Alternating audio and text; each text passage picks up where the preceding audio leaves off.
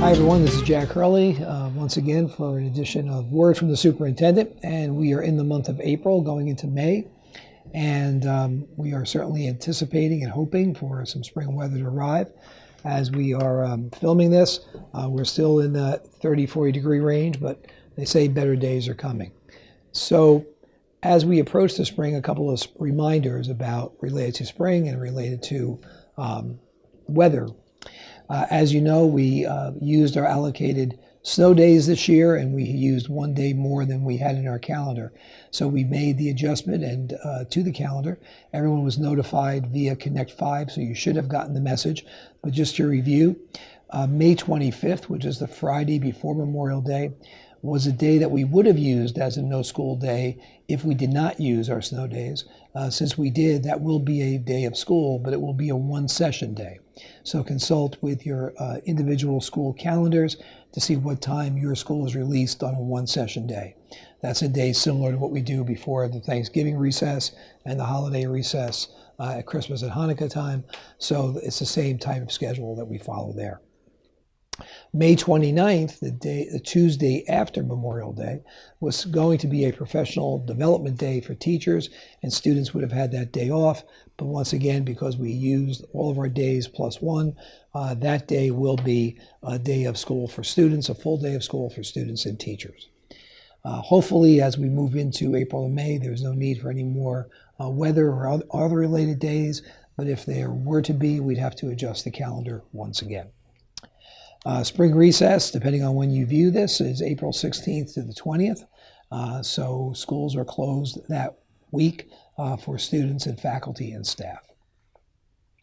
On April the 30th at the board meeting, the budget for the 2018-19 will be presented for a final time. There is a public hearing where the public is always invited to attend board meetings and comment if they wish. And that night, the board will be asked to approve the budget for the 2018-19 school year, which essentially is a maintenance budget, which means with the 2% cap and the allowable increase that we have to go above that cap to approximately 2.9%, we're able to keep all of our programs in place, do necessary repairs and upgrades to facilities. There's no real extras put into this budget. It is a maintenance budget to keep our programs afloat and to keep our education system sound for our students.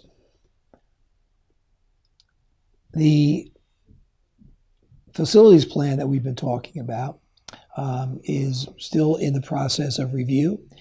Very short time from now, in June, we should have enough information gathered to make a decision about going forward with a referendum. If you're on this website looking at this video and you haven't had the chance yet to look at the facilities website that's been created, right down below, probably where you're seeing my video, there's a link to facilities. If you click on that, it takes you to a dedicated website.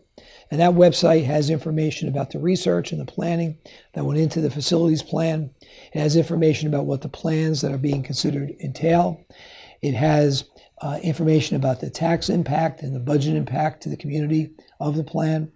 It has pictures and videos of what classrooms and buildings look like now that we're looking to hopefully address and modify and improve and expand in this plan. And it also has a frequently asked question section, which, as we're getting questions and anticipating questions, both anticipating them and actually getting them, we're putting answers up on that page so that you can get information. And should you have a question, you can go right from the page to email. It will populate our email address into your email browser, and you can then send us an email with your question or your comment. So if you haven't had a chance to visit the website, please do so. It's right here linked to this page. And keep in mind that this plan is not a single issue or single focus plan. It covers every school, and it looks at putting 21 classrooms that are needed into the district. It looks at improving and expanding our gymnasiums, our multipurpose rooms, our lunch rooms, our science labs, our fields, and our building infrastructure in terms of the high school and parts of Union School, in terms of columns and the facade and windows and things like that.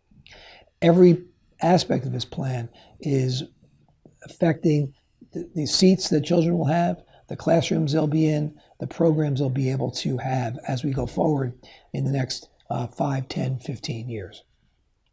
So again, I encourage you to be informed. It's most important to get information from the source. And on the website, every bit of information we have in terms of fiscal impact, in terms of demographic studies, in terms of architectural studies, is presented there for your review. One last comment, as we are getting near the end of the year, for those students who are participating in our courtesy subscription bus program, you'll be getting information, or students who are eligible will be getting information sent to you sometime in May with details about that. So if you're a Union or Pierpont School student next year, please be on the lookout for that letter coming your way if you're interested in that program.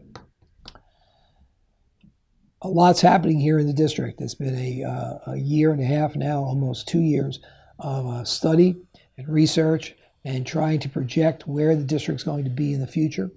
We've reached out to our community. Nearly 500 of you have responded to surveys that we sent. We've held many, many meetings. Decision time will be coming of what we're going to put forward to the public. And then ultimately the decision will be the communities of whether or not we go forward with the plan. But just keep in mind that as our population grows and as the needs of our students grow, we need to be able to address and meet those needs. So we ask your help, we ask your support, but most importantly, we ask that you get yourself informed by visiting the website and really taking a good hard look at the information that's there. We look forward to hearing from you should you have any questions or comments, either by attending a board meeting or through the email that I mentioned to you before. If you're watching this before a break, have a good break. Hopefully, if you're watching it after, we are in the warm weather and we're beginning to enjoy the spring season. Until next time, this is Jack Hurley, the Superintendent of Schools.